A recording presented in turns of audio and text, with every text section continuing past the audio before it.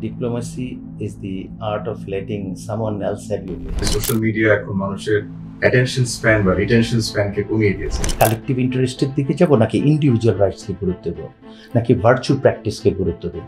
When philosophers stop leading and politicians stop thinking, republic decays. প্রত্যেক শিক্ষার্থী শুধুমাত্র শিখবে না, সেটা উপলব্ধি করবে এবং তাদের আচরণ কর্মের মাধ্যমে তার প্রতিফলন করবে। সাস্টেইনেবল ডেভেলপমেন্টের যে কনসেপ্ট, সেখানে আমাদের economic, social, environmental sustainability issue আছে। AI will not replace human, but AI may replace human who does not know how to use AI. এক ধরনের ইমোশনাল পলিটিক্যাল পোলারাইজেশন হচ্ছে। প্রভুর দুটো গিফটের মধ্যে প্রথমটা জীবন, দ্বিতীয়টা হচ্ছে প্রযুক্তি।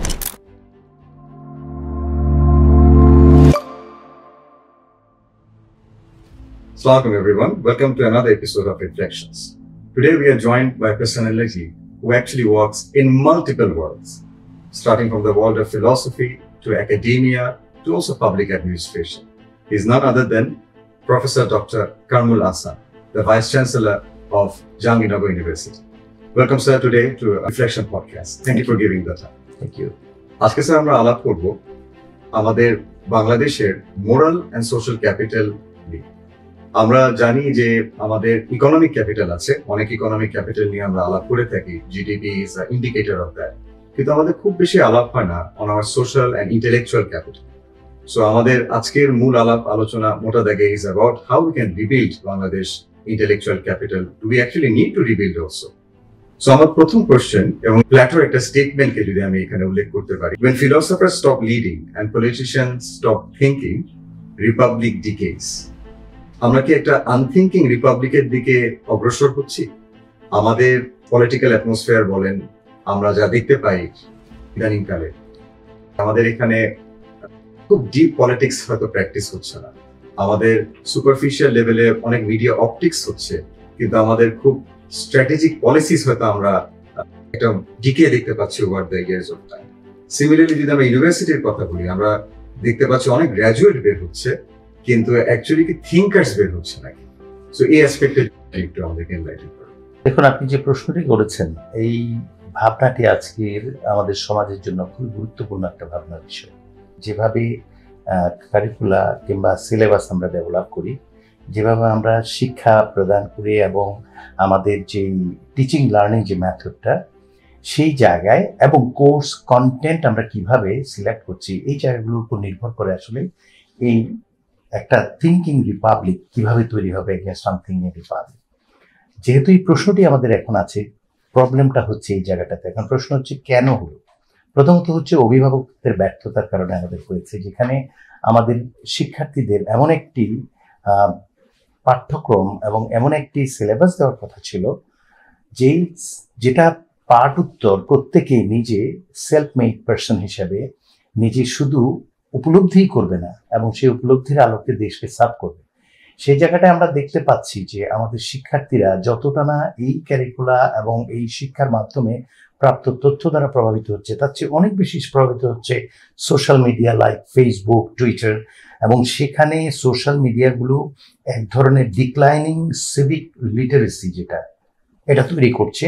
আরেকটা আমার মনে হচ্ছে যেটা তৈরি হচ্ছে সেটা হলো খুবই ইমোশনাল পোলারাইজেশন তৈরি হচ্ছে এই কারণে। এখন প্রশ্ন হচ্ছে যে এই জায়গাগুলো আরো বেগবান হচ্ছে কি করে? এর সাথে যুক্ত হয়েছে আমাদের বলতে পারেন যে business mode of social media, সেটাও এখানে কিন্তু প্রভাব বিস্তার করেছে। তাহলে দেখা গেল যে আনথিঙ্কিং রিপাবলিক এর বিপরীতে থিঙ্কিং রিপাবলিক তৈরি হওয়ার মূলে যেটা রয়েছে সেটা হচ্ছে মূলত একটা শিক্ষা পদ্ধতি। আমার ধারণা যে education policy reform is a must at this point of time, এবং আমরা দেখেছি যে ট্রেন্ডটা চালু হয়েছে আনথিঙ্কিং রিপাবলিক দিকে আমরা যে ধাবিত হচ্ছি, সেখানে আরেকটি জিনিস আমি লক্ষ্য করেছি যে এমন একটি পাবলিক অ্যাটমসফিয়ার তৈরি হচ্ছে যেখানে ক্রিটিক্যাল থিঙ্কিং অথবা প্রোডাক্টিভ সিভিল ডিসকোর্স সেগুলো সাপ্রেসড হচ্ছে। এখন এটা থেকে যদি বের হতে হয়, আমাদের যে কারণেই সমস্যা হচ্ছে, কারণগুলো অনুপস্থিত করতে হবে, এবং সেটার জন্য প্রয়োজন দায়িত্বশীল একটি অভিভাবকত্ব, যারা শিক্ষা খাতে আমাদের ক্যারিকুলাম থেকে শুরু করে এবং এখানে যে যে এলিমেন্টগুলো অনুপস্থিত, নিশ্চয়ই আমি আলোচনা প্রসঙ্গে আপনি সেগুলো আসবো, যে এখানে রিহিউম্যানাইজেশনের যে ইস্যুগুলো আছে সেগুলো ইনকর্পোরেট করতে হবে। তাহলে হয়তো আমাদের যে দায়িত্ব নেওয়ার যে জায়গাটা, প্রত্যেক শিক্ষার্থী শুধুমাত্র শিখবে না, সেটা উপলব্ধি করবে এবং তাদের আচরণ কর্মের মাধ্যমে তার প্রতিফলন ঘটবে, এবং সেভাবেই কিন্তু দেশ কিংবা রাষ্ট্র তার লক্ষ্যে পৌঁছাবে। ফলে সেই জায়গায় যাওয়ার জন্য প্রয়োজন হচ্ছে, আমি যে কয়েকটি পয়েন্ট বলেছি, বিশেষ করে সিভিক লিটারেসির জায়গাটা, ইমোশনাল পোলারাইজেশনের যে জায়গাটা, এই জায়গাগুলো আসলে কারেক্ট হতে হবে। এবং সেখানে end of the day education রিফর্মের, পলিসি রিফর্মের যে একটা ইস্যু আছে, তা গুরুত্বপূর্ণ। গ্রেট। আপনি সোশ্যাল মিডিয়ার ইম্প্যাক্টের কথা বলেছেন, নিঃসন্দেহে সেখানে অনেক ভালো ইম্প্যাক্টও আছে। আমরা একটা জিনিস জানি যে সোশ্যাল মিডিয়া এখন মানুষের অ্যাটেনশন স্প্যান বা রিটেনশন স্প্যানকে কমিয়ে দিয়েছে, কারণ humongous amount of information consumption হচ্ছে, কিন্তু রিফ্লেক্ট করার সময়টা হচ্ছে না। আমাদের এই সিরিজের নামও রিফ্লেকশন। সো রিফ্লেক্ট করতে তো সময় দেওয়া লাগে, থিঙ্ক করতে তো সময় দেওয়া লাগে। আমরা দেখেছি যে এখনো অনেক গবেষক আছেন পুরনো সময়ে কিংবা আমাদের সময়, তারা ডিজিটাল ভার্সনের তুলনায় প্রিন্টেড ভার্সন বেশি প্রেফার করে।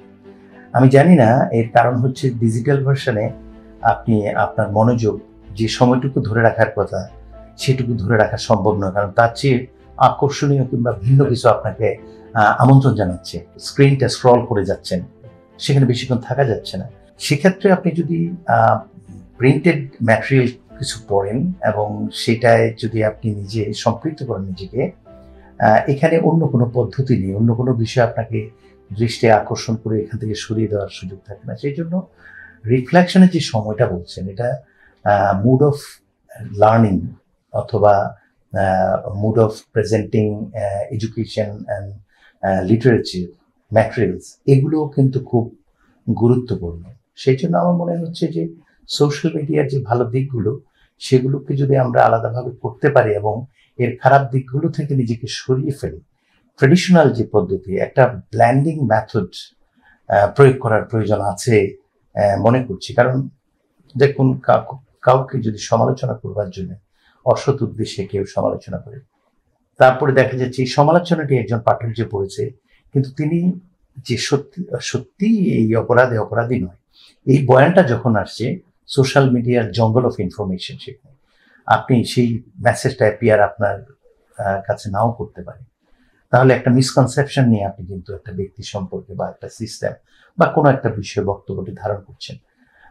এখানে অবজেক্টিভিটি অফ নলেজের প্রশ্ন, এপিস্টেমোলজিক্যাল যে জায়গাটায়, সেই জায়গাটায় সোশ্যাল মিডিয়ার information is so weak, it's very weak from a epistemological point of view, I think. Absolutely. আপনি রিসেন্টলি বলছিলেন about reforming education এবং খুব বিউটিফুল একটা ওয়ার্ড ইউজ করেছেন, rehumanizing it. সো এখন আমরা আসলে অনেকগুলো রিফর্ম নিয়ে কথা বলছি। Of course education is probably one of the most fundamental area যেখানে আমাদের আসলে রিফর্ম প্রয়োজন, এবং আপনি এখানে রিহিউম্যানাইজিং অ্যাসপেক্টে এনেছেন। আপনার কাছে কি মনে হয় যে আমাদের এমপ্লয়েবিলিটির উপরে যে ফোকাসটা দেওয়া হচ্ছে, সেটার পাশাপাশি আমাদের সিভিক ইমাজিনেশন অথবা আমাদের মোরাল অব্লিগেশন, একসময় আমরা যদি হিস্টোরিক্যালি দেখি যে এডুকেশনের ভিতরে মোরাল এডুকেশন ওয়াজ ইন্টিগ্রেটেড, এটা শিক্ষকদের মাধ্যমে হোক অথবা সাবজেক্ট ম্যাটারের মাধ্যমে হোক, এটা ইন্টিগ্রেট করা হতো। সো এই যে সিভিক ইমাজিনেশনের যে একটা, আমরা বলছি যে একটা অবক্ষয় অথবা ল্যাক অফ ইট, এই বিষয়টা আপনি কি মনে করেন এডুকেশন রিফর্মের ক্ষেত্রে কিভাবে প্রযোজ্য হতে পারে? আপনি যে বিষয়টি অবতারণা করেছেন, এটা আমি নিজেও শুরু করেছি আমার প্রথম প্রশ্নের জবাবে। আসলে রিফর্মিং এডুকেশন আর একটা রিহিউম্যানাইজিং এডুকেশন, এই দুটো ইস্যু আছে। এখন রিফর্মিং এডুকেশনের ক্ষেত্রে আমরা যে কাজটা করি সাধারণত স্ট্রাকচারাল এবং পলিসি চেঞ্জ করি, এবং সেটা আমরা এফিসিয়েন্সি এবং সোশ্যাল যে নিডসগুলো, এগুলো পূরণ করার ক্ষেত্রে করি। এসেনশিয়ালি দ্যাট ইজ ইম্পর্টেন্ট, এতে কোনো সন্দেহ নেই। কারণ সাস্টেইনেবল ডেভেলপমেন্টের যে কনসেপ্ট, সেখানে আমাদের ইকোনমিক, সোশ্যাল, এনভায়রনমেন্টাল সাস্টেইনেবিলিটির ইস্যু আছে। আপনি আপনার বেসিক নিড পূরণ করতেই হবে, এবং সেটার সঙ্গে রিফর্মিং এডুকেশন, যেটা এফিসিয়েন্সি এবং যে সোশ্যাল নিডগুলো, সেগুলো পূরণ করার জন্য এফিসিয়েন্সি ইনক্রিজ করতে চাচ্ছি, এটা অবশ্যই দরকার আছে। কারণ আপনার তো প্রথমত আপনার মৌলিক চাহিদাগুলো পূরণ করতে হবে, তারপর আপনার সোশ্যাল সাস্টেইনেবিলিটির প্রশ্ন আসছে, আপনার হেলথ, এডুকেশন বিষয়গুলো আসবে। লাস্ট অফ অল, আপনি যেই জায়গাটায় থেকে কাজটা করছেন সেটা তো সাস্টেইনিং হতে হবে। অর্থাৎ আপনি যে ঘরে আছেন, ঘর ধ্বংস হলে যত সম্পদ সংগ্রহ করেন তার কোনো মানে হয় না। ফলে টেকসই উন্নয়নের এই কনসেপ্টের বিষয়টা এখানে আমাদের বিষয়টি উপলব্ধির ক্ষেত্রে একটু সাহায্য করতে পারে। ধরুন, আপনি যদি এডুকেশন রিফর্মের জায়গায় যান, এখানে এফিসিয়েন্সি এবং সোশ্যাল নিডকে আপনি এনশিওর করার জন্য পলিসি রিফর্ম করেন, অবশ্যই সেটা প্রয়োজন। কিন্তু প্রশ্ন হচ্ছে যে রিহিউম্যানাইজিং এডুকেশনের যে ইস্যুটা, সেটার মধ্যে এসেনশিয়ালি থাকে না। আবার এটা এমনও নয় যে এই দুটা কনসেপ্ট আসলে competing ideas, no, one can be within the other. এটা কোনো সমস্যা নাই। প্রশ্ন হচ্ছে আপনি রিহিউম্যানাইজিং এডুকেশনের যে জায়গাটা, যেটা রিস্টোর করতে চায় হিউম্যান এলিমেন্টগুলোকে, প্রায়োরিটাইজ করতে চায় ওয়েলবিংকে, এজেন্সিকে, অথবা একটা কালচার, একটা মিউচুয়াল রেসপেক্টের একটা পরিবেশ তৈরি করতে চায় এডুকেশন প্রসেসের মধ্যে যারা আছে সবাইকে ইনক্লুড করতে চায়। ফলে বর্তমান শিক্ষা ব্যবস্থায় আমরা লক্ষ্য করেছি একটা বিশেষ ট্রেন্ড শ্রেণী আমাদের ভোকেশনাল ট্রেনিং কিংবা নিড বেসড এডুকেশনের নামে তৈরি করা হচ্ছে। কিন্তু আমরা লক্ষ্য করেছি যে এগুলোতে যত উন্নয়নই আমাদের হোক না কেন, তা আমাদের টেকসই উন্নয়নের যে জায়গাটা, সেখানে বেসিক নিডসের কিছু জায়গা কভার করলেও আমাদের সোশ্যাল এবং এনভায়রনমেন্টাল যে জায়গাটা সেখানে ক্ষতিগ্রস্ত করছে। এটা শুধু ন্যাচারাল এনভায়রনমেন্ট, সোশ্যাল এনভায়রনমেন্টও করছে। আমরা তো এই ছাগলকাণ্ডের মতিউর এবং বেনজিরকে আমরা দেখেছি। তারা অত্যন্ত ট্রেইনড এবং বিশেষ একটা জায়গায় প্রশিক্ষণপ্রাপ্ত মানুষ ছিল, এবং মেধার বিবেচনায় তারা অন্য অনেকের সঙ্গে এমনভাবে আমরা দেখব যে তারা অতুলনীয়। কিন্তু আমরা লক্ষ্য করেছি এই ২৪-এর গণঅভ্যুত্থানে যে মানুষগুলো ধিকৃত হয়েছে, শিক্ষিত মানুষের মধ্যে প্রথম সারিতে ২-৩ জনের নাম রয়েছে। তার মানে শুধুমাত্র reforming education is not enough in that sense. We need to ensure the other element that is rehumanizing education. এখানে হিউম্যান এলিমেন্ট যেগুলো আছে, এখানে খুবই গুরুত্বপূর্ণ হচ্ছে ওয়েলবিংকে প্রায়োরিটাইজ করা, এজেন্সিগুলোর ইন্টারেস্টকে আপহোল্ড করা, এবং culture of respect for all participants within the education process, যেটা বললাম, এটা এনশিওর করতে হবে। কিন্তু আমাদের বর্তমান যে এডুকেশন যে পলিসি আছে, এটাতে আমরা দেখলাম যে আমরা প্রচুর কমিশন করেছি। 2010-এ আমরা শিক্ষা নীতিও করেছি, কিন্তু 2024-এ বেনজির মতিউর জন্মগ্রহণ করেছে। তাহলে আমাদেরকে যত রকম একাডেমিক জায়গা থেকে যত রকম ঘরানার ন্যারেটিভ বয়ান তৈরি করা হোক না কেন, আমি এই বিষয়টায় অত্যন্ত সোচ্চার এই বক্তব্যে যে something is wrong there, we need to correct it, we need to fix it. এটা ঠিক না করলে হবে না। আর সেটাই হচ্ছে রিহিউম্যানাইজিং এডুকেশন। ফলে আমাদের এখানে মোরাল এনলাইটমেন্ট যেটা, সেটা খুবই দরকার। একজন ইন্টিগ্রিটি সম্পন্ন মানুষ, মেধাবী মানুষ, একজন ইন্টিগ্রিটিহীন মেধাবী মানুষের চাইতে এসেনশিয়ালি বেশি গুরুত্বপূর্ণ এবং এই মুহূর্তে প্রয়োজন, যেটা ২৪-এর গণঅভ্যুত্থানে সো কল এডুকেশন রিফর্মের ভিত্তিতে বেরিয়ে আসা মানুষগুলো প্রমাণ করেছে।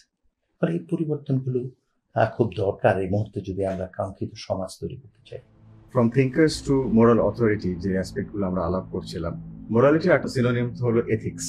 তো আমরা এথিক্স ইন এডুকেশন থেকে আমরা যদি এখন এথিক্স ইন গভর্নেন্সের দিকে যাই, আলটিমেটলি বিকজ আমাদের যতই নীতি হোক বা যতই আমাদের পলিসি হোক, গুড গভর্নেন্স যদি না থাকে, আসলে সেই পলিসিগুলোতে ইমপ্লিমেন্ট করা খুব ডিফিকাল্ট হয়ে যায়। সো এথিক্স, এবং আপনার one of the your expertise is actually on applied ethics. তো সেটার কনটেক্সটে যদি আমরা আপনাকে প্রশ্নটা করতে চাই যে আমরা গুড গভর্নেন্সকে এনশোর করার জন্য আসলে কিভাবে এথিক্স অ্যাপ্লাই করতে পারি, আমি একটু সাপ্লিমেন্ট করি এখানে যে অবশ্যই হয়তো আমাদের ইন্টেন্ট আছে। আমরা যদি এই কারেন্ট গভর্নমেন্টের কথা বলি, তারাও কিন্তু এই বিষয়ে খুব সোচ্চার ছিলেন, বা তারা এটা পাবলিকলি অ্যানাউন্স করেছে তাদের ফাইট এগেইনস্ট করাপশন অথবা এই ethical integration within the system. The intent probably আমরা ধরে নিতে পারি যে অনেকের আছে, ছিল, কিন্তু তারপরও দেখা যাচ্ছে যে আসলে ইট ইজ ইজিয়ার সেড দেন ডান। আমাদের পাবলিক অ্যাডমিনিস্ট্রেশনের যেই সিস্টেম, সেখানে এথিক্স আলোচনা করলেই বা পলিসি লেভেলে আনলেই সেটা যে অ্যাপ্লাইড লেভেলে আসছে, অ্যাকচুয়ালি তা কিন্তু সবসময় সত্য নয়। সো আমার প্রশ্ন হচ্ছে যে আমরা কিভাবে এথিক্সকে ইনস্টিটিউশনালাইজ করতে পারি পাবলিক অ্যাডমিনিস্ট্রেশনে, আপনার কাছে কি মনে হয়? এক্ষেত্রে অ্যারিস্টটলের একটি ধারণা আমাদের সাহায্য করতে পারে। For him, ethics cannot be taught, it's a matter of habitual behaviour. এইটা আসলে একটা প্র্যাকটিসের ব্যাপার। কুইক আমরা যদি একটা করি যে ঠিক আছে, আমরা কিভাবে কিভাবে অ্যাডমিনিস্ট্রেশনে এথিক্সের বিষয়টা আনতে পারি, ফর্মাল কোড অফ কন্ডাক্ট দিয়ে আনার চেষ্টা করা হয়। তারপরে ইন্ডিপেন্ডেন্ট ওভারসাইট বডিজের মাধ্যমে অনেক সময় করে থাকে। এথিক্যাল ট্রেনিং আমি দেখেছি, লিডারশিপ, অর্গানাইজেশনাল কালচার, এগুলো দিয়ে আমরা চেষ্টা করি। সোশ্যাল রিকগনিশনেরও একটা গুরুত্ব আছে এখানে। আমরা মনে করি যে কেউ একটা ভালো কাজ করেছে, এনকারেজমেন্টের জন্য তাকে যদি গুরুত্ব দেওয়া হয়, তাহলে মানুষ এথিক্যাল হওয়ার ক্ষেত্রে অনেক বেশি উৎসাহিত বোধ করে। শুধুমাত্র আমরা কি এই যে ফর্মাল কোডস অফ কন্ডাক্টস এটা দিয়ে পারবো? আমি শুরু করেছি, এটা দিয়ে এটা হবে না। ফর্মাল কোড অফ কন্ডাক্টস ভালো করে পড়াতে পারেন এথিক্সের একজন শিক্ষক, কিন্তু তিনি সবচেয়ে দুর্জন হতে পারেন। নির্ভর করে হচ্ছে এই বিষয়টি তিনি চর্চায় নিয়ে এসছেন কিনা। ধরুন একজন মিথ্যাবাদী, তাকে যতই আপনি চেষ্টা করুন ভয় দেখিয়ে সত্য কথা বলতে, তিনি প্রক্ষালন কক্ষে গিয়ে নিজের সঙ্গে একটা মিথ্যা কথা বলে চর্চায় চালিয়ে যাবেন। আবার একজন সত্যবাদী, তাকে যত আঘাতই করেন না কেন, সে মৃত্যুর মুখোমুখিও অসত্য কথা বলার থেকে বিরত থাকে। ফলে এই যে সত্যবাদিতা এবং অসত্যের চর্চাটা, এটা হচ্ছে অভ্যাসের ব্যাপার, হ্যাবিচুয়াল বিহেভিয়ার।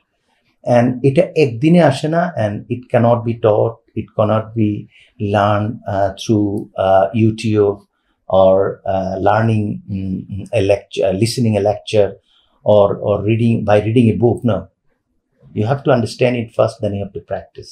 Public administration এ যদি নৈতিকতার এই চর্চাটিকে কার্যকর করতে হয়, তাহলে অ্যারিস্টটলের ভাষায় virtue is a matter of habitual behavior and there is no leisure from the practice of virtue if you want to be virtuous.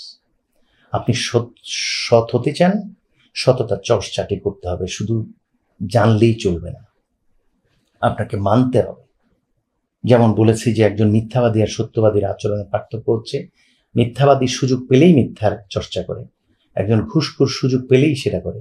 কিন্তু একজন সৎ মানুষ একান্তে কোনো সমস্যা না থাকলেও শুধুমাত্র ইন্টিগ্রিটির প্রশ্নে তিনি ঘুষ গ্রহণ থেকে বিরত থাকেন। এবং এই বিষয়টি হচ্ছে তার চারিত্রিক যে মোরাল, তার হ্যাবিচুয়াল যে বিহেভিয়ার, সেটার সাথে জড়িত। তিনি দীর্ঘদিন ধরে এটা চর্চা করছেন।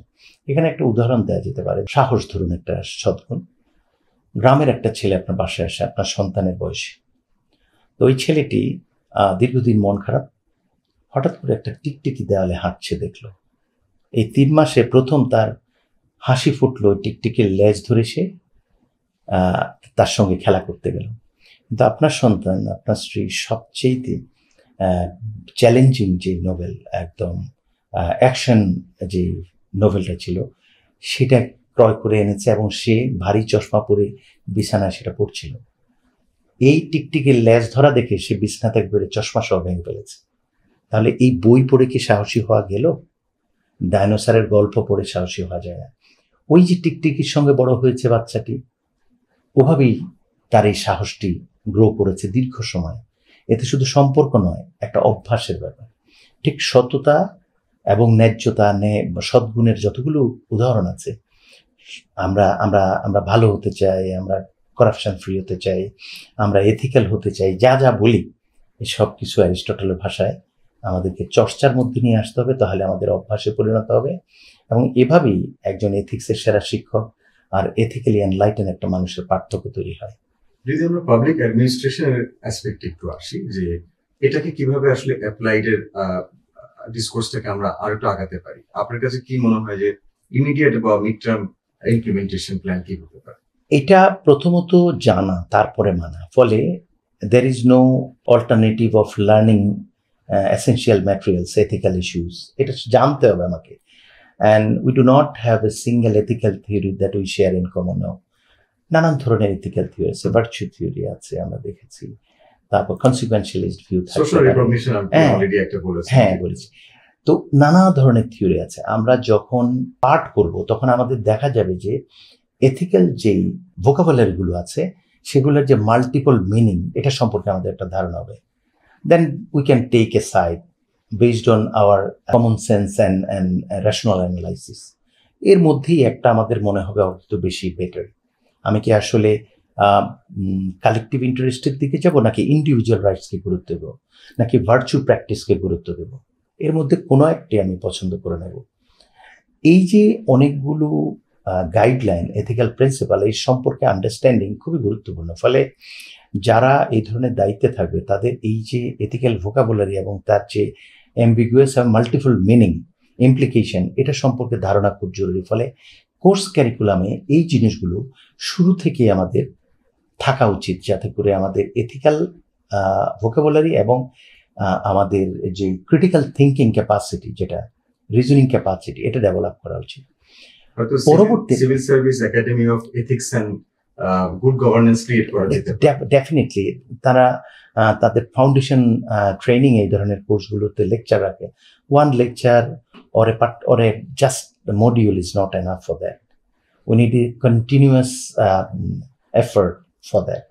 এবং সেটা হতে পারে সিলেবাস থেকে শুরু করে পরবর্তী বিভিন্ন স্টেজে এ ধরনের ম্যাটেরিয়াল বুকলেট সাপ্লাই করা। আর সবচেয়ে গুরুত্বপূর্ণ হচ্ছে practice of virtue, and it depends on individual, and it is very much related to integrity, self-awareness, self-consciousness, self-respect. These are all very important to become ethically enlightened person. আমরা social রেকগনিশনের কথা আপনি recommend করেছেন। আসলে recognition করার জন্য তো একটা matrix দরকার হয়। তো হতে পারে যে আমাদের পাবলিক অ্যাডমিনিস্ট্রেশনে যে ভ্যালুয়েশনটা হয় সেখানে এথিক্স এন্ড গুড গভর্নেন্সের উপরও একটা জোর থাকতে পারে, বিকজ একটার কিছু বেসিসের উপর তো তাকে র্যাঙ্কিং করা লাগবে যে আমরা যদি কাউকে রেকগনিশন দিই, whether he has succeeded or not succeeded, how much he has ranked. So আমার next question আপনার কাছে, which is very related to good governance, is basically democracy. আমরা ডেমোক্রেসি এন্ড গুড গভর্নেন্স এটাকেও আমরা সিনোনিমাস হিসেবে দেখি। So আমরা যেহেতু এথিক্স এবং অ্যাপ্লাইড এথিক্স নিয়ে কথা বলছিলাম, শুধুমাত্র পাবলিক অ্যাডমিনিস্ট্রেশন না, আমরা যদি আমাদের সিভিলিয়ান এথিক্স বলি, আমাদের পলিটিক্যাল এথিক্স বলি, সব জায়গায় তো আমাদের আসলে বেশ স্কোপ আছে ইমপ্রুভ করার। তো আমরা ডেমোক্রেসি কিভাবে আসলে পূর্ণাঙ্গভাবে অ্যাচিভ করতে পারি, যদি আমরা আসলে বা যদি অ্যাচিভ করতে চাই, সেখানে আসলে ওভারঅল এথিক্স এর ভূমিকাটা কি? এবং অ্যাট দ্য সেম টাইম আমি আপনাকে একটা অ্যাডিশনাল কোয়েশ্চেন যদি করি, যে ডেমোক্রেসির সাথে আসলে ইলেকশনের আমাদের প্যারাডিমটা কি? আমাদের ইলেকশন হওয়াটা কি ডেমোক্রেসির জন্য খুবই জরুরি? ডেমোক্রেটিক গভর্নমেন্ট এবং গভর্নমেন্ট বেসড অন মোরালিটি, এই ধরনের বিষয়গুলো নিয়ে অনেক ফিলসফার কাজ করেছেন। এর মধ্যে এমিল গুট্রো, তিনি মোরালিটি অ্যান্ড ডেমোক্রেসি শিরোনামে একটা আর্টিকেল লিখেছেন। তো ডেমোক্রেটিক মানে কি, সেখানে তিনি গভর্নমেন্টের তিনটা ফর্মের কথা বলেছেন। একটা অ্যাবসলিউটিজমের উপর নির্ভর করে হয়, আরেকটি কনস্টিটিউশনালিজম, আরেকটি লিবারালিজম। যে whatever it is, end of the day what matters is that has to be morally acceptable. এবং তার ধারণা যে মানুষ থিঙ্কিং বিং হিসাবে যখন থেকে নিজেদের আবিষ্কার করেছে, তখন থেকেই ডেমোক্রেসির সাথে মোরালিটির সম্পর্কটা তারা নোটিস করেছে। এটা হচ্ছে তার নিজের কথা। অন্য একটা ভিউ আছে, একটা প্রবাদ আছে, আপনারা জানেন, দোষের চক্রে ভগবান ভূত। When 10 people say so, God turned out to be a ghost. ধরেন আমরা 10 জন আছি। In the name of democracy, if we support bad stuff against good, what happens? That will be the constitution. So that will be the law. Law, right? That means it is like rule of the majority. এখন প্রশ্ন হচ্ছে, এটা কি acceptable? না। কারণ দশের চক্রে যদি ভগবান ভূত হয়, তাহলে দশের চক্র শব্দটা বের হতে হবে, দশের সম্মতির শব্দটা দরকার, দশের রেশনাল ডিসিশন প্রয়োজন। 10 জনের যাচ্ছে তাই ইচ্ছার প্রতিফলন ডেমোক্রেসি নয়। তাহলে দেখা গেল যে আমরা যদি এটা মনে করি, এটাই তো বলতে পারি moral decay means democratic decay, যেটা আপনি প্রশ্ন করছেন, যে কোনো একটা জায়গায় নৈতিকতার জায়গাটা যদি আমরা হারিয়ে ফেলি, এটা হচ্ছে আপনার ইন্টারেস্টকে এনশিওর করার একটা ইস্যু আছে। একটা হচ্ছে সেলফ ইন্টারেস্ট, আর একটা হচ্ছে enlighten or extended self interest. Extended self ইন্টারেস্টটা অন্য জিনিসকে ইনক্লুড করে, অন্যের ইন্টারেস্টও ইনক্লুড করে। যেমন ট্রাফিক সিস্টেম, আমি যদি নিজে অপেক্ষা না করি, এখন যাওয়ার সময় 1-2 মিনিট, তাহলে আসার সময় আমার কিন্তু ওই 2 মিনিট যেটা, ওটা সুবিধা পাবো না। কারণ যে উল্টো দিক থেকে আসে, ধরা যাক, তাকে অপেক্ষা করতে হচ্ছে না, যে এদিক থেকে যাবে তাকে 2 মিনিট অপেক্ষা করতে হচ্ছে। এখন আমি যদি এখানে এমন কাজ করি একটা টানেলে, যেখানে একটা হাফ সার্কেল আছে, ওয়েট করার আর কিছুই নেই, আমি বলি যে মি ফার্স্ট, তাহলে আমার আর লক্ষ্যে পৌঁছানো ফেরত আসা দূরের কথা, লোককেই পৌঁছাতে পারবো না। ফলে আমরা যে এই যে একটা আন্ডারস্ট্যান্ডিং আমাদের মধ্যে আছে, এই আন্ডারস্ট্যান্ডিংটা basically enlighten or extended self interested conception থেকে এসেছে। অর্থাৎ আমি একটা বাধা অথবা একটা নিয়ম মেনে নিচ্ছি এই শর্তে যে অন্যরাও এই বাধাটি মেনে নেবে, এবং এখানে উইন উইন যে সিচুয়েশন এটা তৈরি হচ্ছে। তাহলে আমরা দেখতে পাচ্ছি যদি আমরা ডেমোক্রেসির মিনিংটাকে এভাবে নিই যে যেন তেনভাবে সমর্থনের কথা বলি, তাহলে কিন্তু আমরা লক্ষ্যে পৌঁছাতে পারবো না। আমরা দেখেছি আমাদের অতীত সরকারে যারা পালিয়ে গেছেন তারা কিন্তু একাধিক নির্বাচন করেছেন। ওনারা থাকলে হয়তো ডজন খানেক নির্বাচন উপহার দিতেন। তাহলে election is not the whole story here. The thing is whether it is at the level of expectation. আমরা জনগণের মতামত নেব, সঠিকভাবে নেব, এটা হচ্ছে একটা। আর আরেকটি বিষয় হচ্ছে জনগণ কিসের পক্ষে দিবেন, জনগণেরও প্রস্তুতির একটা বিষয় আছে। আমি কাকে সমর্থন করছি, এটা আমার ইন্টারেস্ট, আমার দেশের ইন্টারেস্ট, আমার দলের ইন্টারেস্ট, এগুলোর মধ্যে একটা মিউচুয়াল একটা আন্ডারস্ট্যান্ডিং বেনিফিট থাকতে হবে।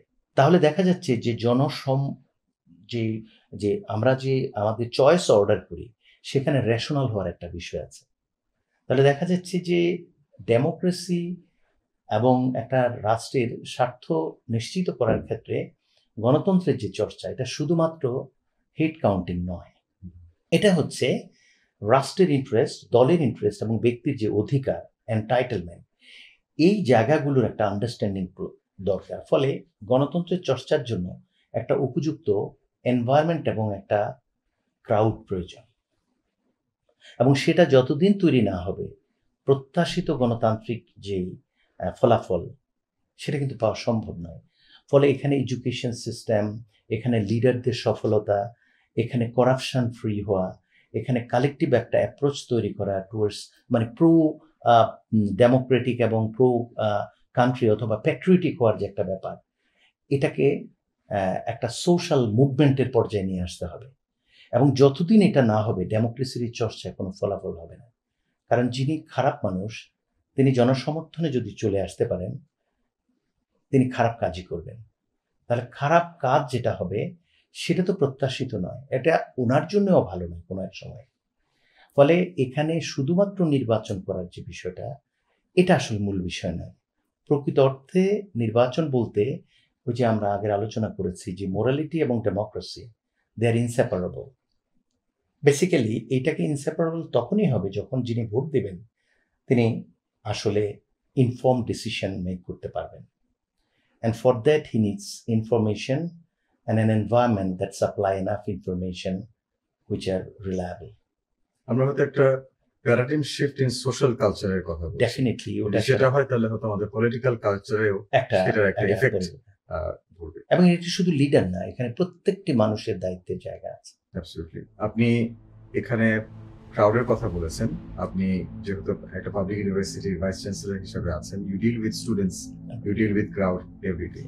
ক্রাউড ওয়ার্ডটা শুনলে এখন মব কালচারের কথাও আমাদের অটোমেটিক মনে পড়ে। আমার প্রশ্নটা হলো আপনাকে এই বিষয়ে যে আমরা অনেক সময় ইউনিভার্সিটিকে বাংলাদেশের কনটেক্সট, এটা একটা ন্যারেটিভ আছে যে এটাকে অনেকেও লাস্ট রিপাবলিক হিসাবে ধারণা করে। কারণ আমরা যখন দেখি পার্লামেন্টে ভয়েস নাই, মিডিয়াতে সাহস নাই, তখন আমরা দেখি যে একটা টাইমের পরে এই ইউনিভার্সিটি থেকেই কিন্তু আমাদের ফার্স্ট মুভমেন্টটা শুরু হয়, অথবা এটার রেবেলিয়নটা শুরু হয়, অথবা রেভলিউশন শুরু হয়, আমরা যেভাবে এটা বলতে চাই। এবং এক্ষেত্রে হয়তো পাবলিক ইউনিভার্সিটি গুলো একটু এগিয়ে আছে। সো এটা যেমন একটা পজিটিভ সাইড আছে, এটার পাশাপাশি আমরা অনেক সময় দেখি যে এটা একটা লিঙ্গারিং এফেক্টও অনেক সময় লক্ষ্য করা যায়, যেখানে আমরা বলছিলাম যে একটা মব কালচার অনেক সময় দেখা যায় যে লিবারেটিং ফোর্সরাই অনেক সময় মব ফোর্স হয়ে যায়। এবং একটি সাস্টেইনেবল সোসাইটি, একটি ডেমোক্রেটিক সোসাইটি থেকে আসলে এই মব কালচার গ্রহণযোগ্য? মব কালচার অথবা মব জাস্টিস অনেকেই বলছেন, কেউ বলছেন যে মব কালচার মব জাস্টিস, কেউ বলছেন মব ভায়োলেন্স। এখন এটার দুটো ব্যাখ্যা আছে আমার দৃষ্টিতে। সেটা হচ্ছে যে আমরা বাংলাদেশে স্টুডেন্ট মব যেটা দেখলাম, সেটা একটা চেঞ্জিং বিহেভিয়ার কিসের? এটা হচ্ছে আমরা যে সোশ্যাল মিডিয়াগুলোতে যে বয়ানগুলো দেখি, শিক্ষার্থীরা জেনজি যারা মূলত, তারা এই বয়ানগুলো নিজেরা তৈরি করছেন এবং শেয়ার করছেন প্রতিনিয়ত। সোশ্যাল মিডিয়ায় যেহেতু রিফ্লেকশনের সুযোগ নেই, আমরা শুরুতেই কথা বলেছি, সেই জন্য যে সংকটটা হচ্ছে যে প্রত্যেকটি ইনফরমেশন যে পরিমাণ রিফ্লেকশন আসলে ডিমান্ড করে, সেই পরিমাণ সময় আসলে পাচ্ছে না রিসিভিং এন্ডে। ফলে হচ্ছে কি, এক ধরনের ইমোশনাল পলিটিক্যাল পোলারাইজেশন হচ্ছে। অর্থাৎ আমি যেই বিষয়টাকে পছন্দ করছি বা যেখানে বিলং করছি, আমি এখানে কতগুলো আলাদা করে নিচ্ছি, কোনটা পক্ষে আসছে কোনটা বিপক্ষে আসছে। বিপক্ষে যেটা আসছে সেটাকে স্কিপ করছি অথবা সেটাকে অ্যাটাক করছি, আর পক্ষে যেটা আসছে সেটাকে ইন্ডালজ করছি। কিন্তু এখানে ক্রিটিক্যাল থিঙ্কিংয়ের যে জায়গাটা, ডিবেটের যে জায়গাটা, রিথিঙ্কিং অথবা রিফ্লেকশনের যে জায়গাটা, ভেরিফিকেশন, এটা হচ্ছে কম। ফলে এই ইমোশনালি চার্জড যে ক্রাউডটা, এটা হয়তো অনেক সময় মব হিসেবে আমরা চিন্তা করি, কিন্তু এটার বিপরীতে হচ্ছে the people, not mob. People হচ্ছে কারা? যারা অত্যন্ত রেশনাল কাম লিডারশিপের আন্ডারে এমন কিছু কাজ করে, যার একটা উদাহরণ হচ্ছে পিপলরা কনস্টিটিউশন তৈরি করে। এই পিপল আসলে সংবিধান তৈরি করে। মব আসলে কি করে? তার সংবিধান তৈরি করে না, এমন একটা পরিস্থিতি তৈরি করে যেখানে লাইফ লস কিংবা প্যারাডাইম শিফট হয়, কিন্তু ডিজায়ার্ড যে আউটকাম সেই জিনিসটা তৈরি হয় না। কারণ হচ্ছে এখানে কাম লিডারশিপ এবং এখানে যে প্রকৃত অর্থে আমরা যে লক্ষ্যে পৌঁছাচ্ছি, সেখানে যে ফিলসফিক্যাল বেসিস ব্যাকগ্রাউন্ড বা রিফ্লেকশনের মাধ্যমে যেটা তৈরি হয়, যেটার অভাবে এটা তৈরি হয় না, সেই জন্য এটা আসলে লক্ষ্যচ্যুত হয় এবং এটা ক্রিটিসাইজড হয়। ফলে আমার যেটা মনে হচ্ছে যে মব বলতে যেটা বোঝান, এটা ইমোশন অ্যান্ড ফাইট। পিপল বলতে আমরা যা বুঝাই সেটা প্রধানত জাস্টিস অ্যান্ড রাইটস। এই যে এন্টাইটেলমেন্ট নিয়ে কাজ করা, জাস্টিস এনশিওর করা, সেটার বিপরীতে ইমোশনালি চার্জড হওয়া এবং ফাইট করা, সেটার সাথে মব এবং পিপলের পার্থক্যটা তৈরি হচ্ছে। তো ব্যক্তিগতভাবে আমি যেটা মনে করি যে আমাদের সোশ্যাল মিডিয়ার যে ইনফ্লুয়েন্স, এই ইনফ্লুয়েন্সটাও আসলে একটা কারণ, কিন্তু এখানে আমাদের এক ধরনের স্ট্র্যাটেজি থাকা উচিত যে এই মিডিয়া, সোশ্যাল মিডিয়ার এই ইনফ্লুয়েন্সের যুগে স্টেবল করার জন্যে, সাস্টেইনিং করার জন্য এবং আমাদের শিক্ষার্থীদেরকে আরও অনেক বেশি ক্রিটিক্যালি এনলাইটেন করার জন্যে প্যারালাল কিছু প্রোগ্রাম থাকা উচিত, যেটা অ্যাবসেন্ট। এবং এই ক্রমান্বয়ে যদি আমরা বিতর্কীয় রেশনাল থিঙ্কিং, নিজেদের মধ্যে মত বিনিময়, অন্যের কথা শোনার ধৈর্য, নিজের বক্তব্যটা অন্যকে উপস্থাপন করার চেষ্টা, এইসবগুলোর অনুপস্থিতি মবে থাকে। আপনি খুব ইম্পর্টেন্ট এবং ইন্টারেস্টিং একটা বক্তব্য দিলেন যে আসলে আমাদের দুটোই হয়তো প্রয়োজন, কিন্তু absence of practicing of intellectualism, thinking বা থট লিডারশিপ যদি এটা থাকে, তখন অনেক সময় আসলে একটা পোলারাইজেশনের এফেক্ট আসে। যেমন সোশ্যাল মিডিয়া অ্যাক্টিভিজমের জন্য খুবই ভালো। আমরা যা দেখলাম, আমাদের হয়তো এই রেভলিউশনটা হতো না যদি সোশ্যাল মিডিয়াটাকে প্রপারলি ইউটিলাইজ না করা যেত। সোশ্যাল মিডিয়া দিয়ে কিন্তু আসলে অ্যাক্টিভিজমটাকে খুব ফুয়েলিং করা যায়, খুব কুইকলি করা যায়। কিন্তু একটা কান্ট্রি যদি সবসময় অ্যাক্টিভিজমের উপরে থাকে, তাহলে কিন্তু সে prosperity, growth and stability achieve করতে পারবে না। সোশ্যাল মিডিয়া তো আসলে পার্ট অফ দ্য টেকনোলজি, এবং technology is something that we have to adopt. বিশেষ করে টেকনোলজির ক্ষেত্রে আলাপ করতে গেলে আর্টিফিশিয়াল ইন্টেলিজেন্সটা আসে। এই ক্ষেত্রে আসলে আমাদের যদি এডুকেশনের কথা আমরা বলি, গুড গভর্নেন্সের কথা বলি, আমরা টেকনোলজিকে কিভাবে আসলে একটা অবস্টেকেল না দেখে, আমরা টেকনোলজিকে কিভাবে একটা enhancing agent for consciousness, enhancing agent for ethics, কিভাবে আমরা অ্যাকচুয়ালি ইউটিলাইজ করতে পারি, সেটা আর্টিফিশিয়াল ইন্টেলিজেন্স হোক বা এনি ডিপ টেক হোক। অনেকেই এটা বলে যে প্রভুর দুটো গিফটের মধ্যে প্রথমটা জীবন, দ্বিতীয়টা হচ্ছে প্রযুক্তি। ফলে এটাকে শুরুতেই একটা অতি পজিটিভ বিষয় হিসাবে ধরে নেওয়া যায় বক্তব্য থেকে। তবে যেমন পজিটিভ হিসাবে এটা বক্তব্য ধরে নেওয়ার জন্য যে জায়গা আছে, যেমন টিচিং লার্নিং যে প্র্যাকটিস, এই জায়গাগুলোতে টেকনোলজি আমাদের অনেক বেশি সাহায্য করে। যেমন কোভিডের সময় আমরা দেখেছি, অন্য সময় যে টেকনোলজি যদি না থাকতো, আমাদের পড়ালেখা সম্পূর্ণ বন্ধ থাকতো। কিন্তু আমরা এই অনলাইন ক্লাসগুলো দেখেছি, আমরা গুগল ক্লাসরুম সম্পর্কে জেনেছি, এবং অনেকটাই আমাদের যে পাঠদান প্রক্রিয়ার যেই ব্যাঘাত ঘটেছে সেই জায়গাটায় ক্ষতিপূরণ করা সম্ভব হয়েছে। ফলে এই জায়গাগুলো তো একেবারেই আউটরাইট একটা positive impact of technology. SDG যে গোল 4, সেখানে দ্রুত আমরা পৌঁছানোর ক্ষেত্রে টেকনোলজি আমাদের সাহায্য করতে পারে, সন্দেহাতীতভাবে সত্য। কিন্তু একই সঙ্গে আমার যেটা মনে হচ্ছে, এটা কিছু রিস্ক এবং চ্যালেঞ্জকে আসলে ইনক্লুড করে। যেমন পলিসি ডিবেট বলুন, রেগুলেটরি ফ্রেমওয়ার্ক যেগুলো আছে, সেখানে বড় ধরনের বিতর্ক তৈরি হচ্ছে এই জন্য যে এটা আসলে human centred approach to AI, যেটা এটা নিয়ে একটা প্রশ্ন ওঠার কারণে হয়েছে যে আমরা আসলে এআই জেনারেটেড যে বিষয়গুলো হচ্ছে সেখানে হিউম্যান ভার্সনের যে absence, machine cannot be replacement of human being. এই যে কগনিটিভ ক্যাপাসিটি মানুষের, ধরুন একজন মানুষ তিনি যেভাবে ভালো মন্দের পার্থক্য তৈরি করেন, একটা মেশিন ভালো মন্দের পার্থক্য অনুভব করে তৈরি করতে পারবেন কিনা। অর্থাৎ এটা ইনটুইটিভ একটা ইস্যু, কিন্তু ভালো মন্দের বিষয়টা ইন এ সেন্স। তাহলে ইনটুইটিভ ক্যাপাসিটি যদি না থাকে, কগনিটিভ ক্যাপাসিটি যদি ওই লেভেলে মানুষ রিয়েল হিউম্যান বিংয়ের মতো না থাকে, সেখানে এআই জেনারেটেড মেশিন বা হোয়াট এভার টেকনোলজি, সেটাকে মানুষের রিপ্লেসমেন্ট হতে পারে কিনা। ফলে সবসময় মনে রাখতে হবে, AI is for human being, it is not replacement of human being. এই জায়গাটা একটু খেয়াল রাখতে হবে। এবং ইউনেস্কো কিন্তু খুব সিরিয়াসলি এই বিষয়টা মাথায় নিয়েছে, এবং আমি খেয়াল করেছি যে এডুকেশন 2030 এজেন্ডা যেটা, সেটাকে আসলে অ্যাকচুয়ালাইজ করার জন্য এআইয়ের যে পেপারসটা, এই বিষয়টায় খুব মনোযোগ দেওয়া হচ্ছে। তবে UNESCO has called for human centred approach to AI. তাহলে বোঝা গেল যে এটার আসলে আশীর্বাদ অভিশাপ দুটোই আছে, দুটো দিক আছে। আমাদের যেটা মাথায় রাখতে হবে যে মানুষ আসলে end of the day overrides everything, human being override everything. এবং তাদের তৈরি করা মেশিন কখনোই গুড ইভিলের পার্থক্য তৈরি করার যে জায়গাটা, এটা মানুষের সমান পারবে কিনা, এখনো এটা একটা বড় কোয়েশ্চেন। এবং আমার ধারণা যে human beings, machines can't be replacement from human being. তবে এটাকে আমরা ইতিবাচকভাবে লক্ষ্যে পৌঁছানোর জন্য কাজে লাগাতে হবে।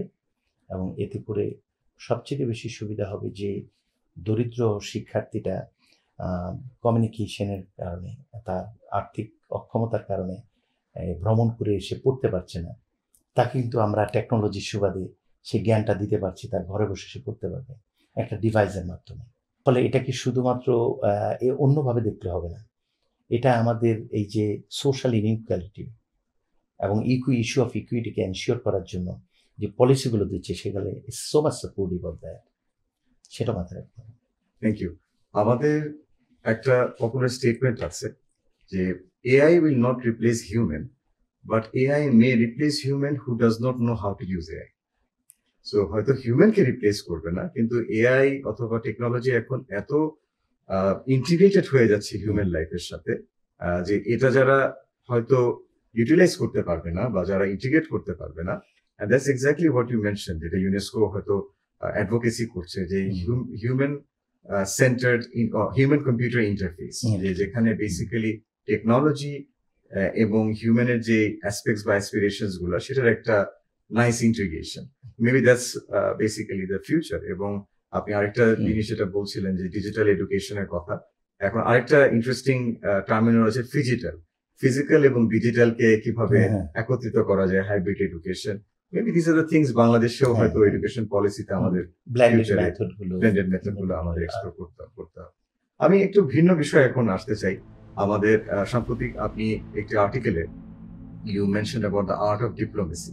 আমরা এতক্ষণ যে আলাপগুলো করলাম সেগুলো আমরা আমাদের বাংলাদেশের ইন্টারনাল অ্যাসপেক্টস গুলো আলাপ করলাম, বাট একটা দেশ, বাংলাদেশের মতো একটা দেশ, তার অনেক ফরেন পলিসি অ্যাসপেক্টসও আছে। আমাদের বাংলাদেশের পারসেপশন, বাংলাদেশের ইকোনমি, বাংলাদেশের ইভেন আপনার কালচারাল ইন্টিগ্রেশন, টেকনোলজিক্যাল ইন্টিগ্রেশন কিন্তু ডিপেন্ড করবে গ্লোবালাইজেশনের উপর। ইটস আ গ্লোবালাইজড ওয়ার্ল্ড নাও। তো সেই ক্ষেত্রে আপনার এই আর্ট অফ ডিপ্লোমেসি, এই অ্যাসপেক্টে আপনি যে বক্তব্যটা রেখেছেন, এটা থেকে যদি একটু আপনি এনলাইটেন করতেন। ডিপ্লোমেসি নিয়ে ডেভিড ফ্রস্টের একটা কথা আছে, diplomacy is the art of letting someone else have your way. তো বাংলাদেশের প্রেক্ষাপটে আমার মনে হয়েছে যে ডিপ্লোমেসির এই জায়গাগুলোতে দু একটি ব্যতিক্রম ছাড়া সবসময় ব্যর্থ হয়েছে। গত ১.৫ যুগ যাবৎ আমরা দেখেছি কীভাবে নির্ভরশীলতা এবং পররাষ্ট্রনীতির নামে এক কলঙ্কিত অধ্যায় আমরা দেখেছি নতজানু। কিন্তু এর বিপরীতে আমরা যদি যাই, দেখেন আমাদের আরও দু একটি সফলতা তো আছে। তার মধ্যে অন্যতম একটি হচ্ছে ১৯৭৮ থেকে ৮১ পর্যন্ত প্রেসিডেন্ট জিয়াউর রহমান উনি ও সময় যেভাবে আমাদের প্রতিবেশী রাষ্ট্রের সঙ্গে একটি সমন্বয় সাধন করেছেন। কারণ এটা তো একটা সত্য কথা যে আপনি আপনার বন্ধু পরিবর্তন করতে পারবেন, কিন্তু প্রতিবেশী করা যায় না। ফলে আমরা আমেরিকার পাশে মেক্সিকোকে দেখেছি কিভাবে চলছে। মেক্সিকোতে আমেরিকার মনরো ল, যেখানে তার নেইবারিং কান্ট্রিগুলো ব্যবসা বাণিজ্যের ক্ষেত্রে একটা বড় ব্যারিয়ার তৈরি করছে, কিন্তু তারপরেও আমরা দেখছি রাশিয়া চীনের সঙ্গে মেক্সিকোর বাণিজ্য হচ্ছে। নিশ্চয়ই মেক্সিকো সেটা ম্যানেজ করেছে আমেরিকাকে, তাদের এই মনরো নীতি থাকার পরেও। তার মানে বোঝা গেল যে প্রত্যেকটা রাষ্ট্র তার ইন্টারেস্টকে সামনে রেখে অন্যের সঙ্গে একটা ফয়সালা যায়, এবং এটাই হচ্ছে আর্ট অফ ডিপ্লোম্যাসি। আমরা দেখেছি যে আমাদের গঙ্গা পানির যে এগ্রিমেন্টটা হয়েছে, সেখানে জিয়াউর রহমান মোরারজি দেশাই তার চেয়ে দ্বিগুণ বয়সের, লন্ডনে একবার দেখা হয়েছিল, একাধিকবার সাক্ষাৎ করার আগ্রহ প্রকাশ করেছিল মোরারজি দেশাই, এবং সেই চুক্তিটি সম্পাদন হয়েছে। আমরা জানি অনেক বিষয়ে ন্যায্য পানির হিস্যার বিষয়ে অনেক বিরোধ রয়েছে, কিন্তু সেখানেও কিন্তু সফলতার ইতিহাস রয়েছে। তাহলে আমাদের প্রতিবেশীকে প্রশ্নহীনভাবে গ্রহণ কিংবা প্রশ্নহীনভাবে বর্জনের বিষয় নয় ডিপ্লোমেসি। ডিপ্লোমেসি হচ্ছে আমার যে স্বার্থ, বাংলাদেশ ফার্স্ট, এই বিষয়টাই হচ্ছে গুরুত্বপূর্ণ। এবং একই সঙ্গে এটা নিশ্চিত করতে হবে আমার যে পলিসি, তাতে যেই বেনিফিটটা আসবে, that benefit should be shared in common between the two countries or among the countries. এটা যদি না করি আরেকজন কেন আমার কাছে আসবে? ফলে ডিপ্লোমেসির এই জায়গাটায় একেবারে নতজানু হয়ে যাওয়া যেমন সঠিক নয়, আবার একই সঙ্গে নিজের স্বার্থ শুধু দেখব, অন্যকে একেবারেই বিতাড়িত করব, নিজেই লাভবান হব, এমন চুক্তিতে অন্য দেশ আসবার কথা নয়, যদি তারা তাদের নিজেদের দেশকে মাই কান্ট্রি ইজ ফার্স্ট মনে করে। তাহলে একটা উইন উইন সিচুয়েশনই আসলে ডিপ্লোমেসি। তো সেই জায়গায় আমার মনে হচ্ছে সেই সময়ের আমাদের যে মুসলিম রাষ্ট্রগুলোর সঙ্গে সম্পর্ক উন্নয়ন, প্রতিবেশী রাষ্ট্রের সঙ্গে চুক্তি করা, এইসব বিষয়গুলো ইঙ্গিত বহন করে যে কিভাবে বাংলাদেশের মতো বাফার স্টেট বলে অনেকেই যেখানে সংশয় রয়েছেন, সেরকম একটি জায়গার নেতৃত্ব কিভাবে এই কাজটা করতে পারে। এবং এই ধরনের কাজগুলোতে জনসমর্থন খুবই জরুরি। আমরা দেখেছি কতটা ইনক্লুসিভ একটা পরিবেশ তৈরি করেছেন জিয়াউর রহমান। তিনি বহুদলীয় গণতন্ত্র মাধ্যমে সবাইকে অন্তর্ভুক্ত করেছেন এবং নির্বাচনের মাধ্যমে জনসমর্থন নিয়ে একটি শক্তিশালী স্টেটমেন্ট হিসেবে নিজেকে উপস্থাপন করার পরে এই কাজটি করা তার পক্ষে সহজ হয়েছে। ফলে আমরা যখনই নির্বাচনের প্রসঙ্গ আনি, নির্বাচনের প্রসঙ্গ হচ্ছে জনগণের ম্যান্ডেটটা নিয়ে যে সরকার আসবে তার যে শক্তি থাকবে, জনসমর্থন ছাড়া কোনো একটি সরকার সেই শক্তি আসলে থাকে না। একটা কথা আছে, negotiation should be done from the point of strength, and that strength comes from people and their mandate. ফলে একটা সরকারের শক্তি হচ্ছে জনগণের সমর্থন, এবং সেই সমর্থনের প্রক্রিয়াটার নামই হচ্ছে গণতন্ত্র, এবং গণতন্ত্রের যে মেথড সেটা হচ্ছে নির্বাচন। সেই জন্যই আসলে এখন যারা এই ধরনের কথা বলে যে বাংলাদেশের এরকম একটি ক্রান্তিকালে একটা জনসমর্থন পাওয়ার সরকার কতটা জরুরি, এবং সকলে মিলে নির্বাচনমুখী যে পদক্ষেপ আমরা দেখেছি এটা অত্যন্ত ইতিবাচক। এবং জনসমর্থন নিয়ে সরকার যারা আসবে তারা যদি সেই ৭৮ থেকে ৮১ সনের পররাষ্ট্র নীতি এবং রেমিটেন্স আমরা দেখেছি কিভাবে এসেছে, তৈরি পোশাক খাতে কিভাবে বিপ্লব সাধন হয়েছে, সেটাও কিন্তু ওই সময় শুরু হয়েছে। ফলে এরকম একটি অসাধারণ অনুকরণযোগ্য এক্সাম্পলার যেহেতু আমাদের মাঝে আছে, যেই নির্বাচনের মাধ্যমে আসুক, সরকার গঠন করুক, এটা তাদের জন্য উপযুক্ত একটি উদাহরণ হিসেবে কাজ করতে পারে। আমরা আশা করি আমাদের ফরেন পলিসির মধ্যে আর্ট অফ ডিপ্লোমেসি ইন্টিগ্রেটেড থাকবে, এবং আপনি যেই সাকসেসফুল মডেল আমাদের বাংলাদেশে যে আপনি হিস্ট্রি রেফারেন্স দিলেন, আশা করা যায় যে এই রেফারেন্স থেকে বা মডেল থেকে অনেক ইন্সপিরেশন, অনেক লার্নিং লেসন্স নিয়ে আমরা আমাদের ফরেন পলিসিকে আবার রিডিজাইন করতে পারি, রিআর্কিটেক্ট করতে পারি। আমার শেষ প্রশ্ন আপনার কাছে আজকে, যে বাংলাদেশের ইন্টেলেকচুয়ালিজম নিয়ে আপনার হোপ, আপনার ফিয়ার এবং আপনার এক্সপেকটেশন অ্যাজ অ্যান একাডেমিশিয়ান আপনার কি মনে হয়? এই কথাটি আমাদের আলোচনায় এর আগেও এসেছে। আমার যেটা মনে হচ্ছে, educational system should prioritise A couple of staff. একটা হচ্ছে critical thinking, intellectual courage, curiosity, interdisciplinary learning, environment for debate.